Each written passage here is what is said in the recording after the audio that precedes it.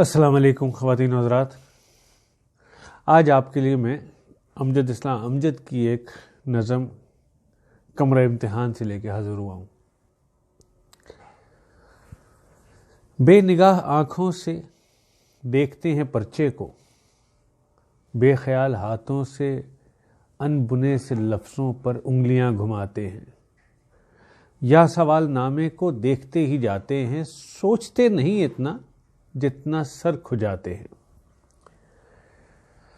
ہر طرف کنکھیوں سے بچ بچا کے تکتے ہیں، دوسروں کے پرچوں کو رہنما سمجھتے ہیں۔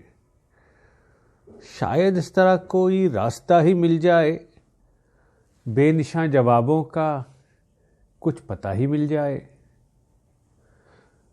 مجھ کو دیکھتے ہیں تو یوں جواب کاپی پر حاشیے لگاتے ہیں، دائرے بناتے ہیں، جیسے ان کو پرچے کے سب جواب آتے ہیں۔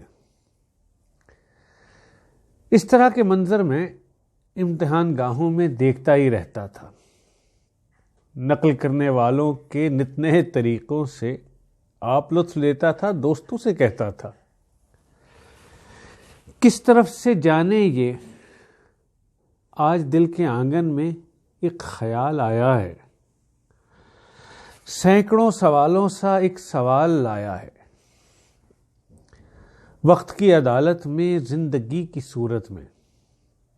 یہ جو تیرے ہاتھوں میں ایک سوال نامہ ہے، کس نے یہ بنایا ہے، کس لیے بنایا ہے، کچھ سمجھ میں آیا ہے؟ زندگی کے پرچے کے سب سوال مشکل ہیں، سب سوال لازم ہیں۔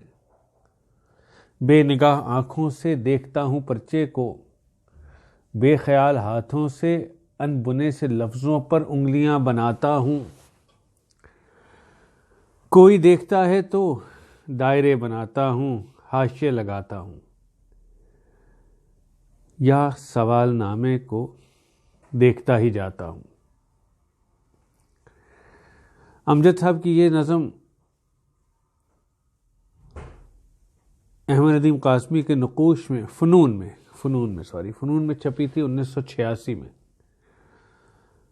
مجھے بھی اس کو پڑھے ہوئے کافی عرصہ ہو گیا، مگر پچھلے سال ہم لوگوں نے کرونا کے دوران ایک قرآن کلاس شروع کی تو پتہ لگا یہ نظم تو عین قرآن کی تفسیر ہے۔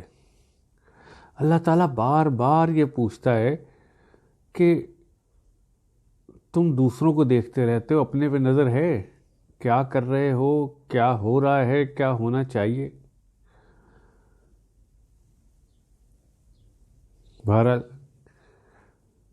امجد صاحب کی شاعری امید ہے آپ لوگوں کو پسند آئی ہوگی۔ بہت شکریہ۔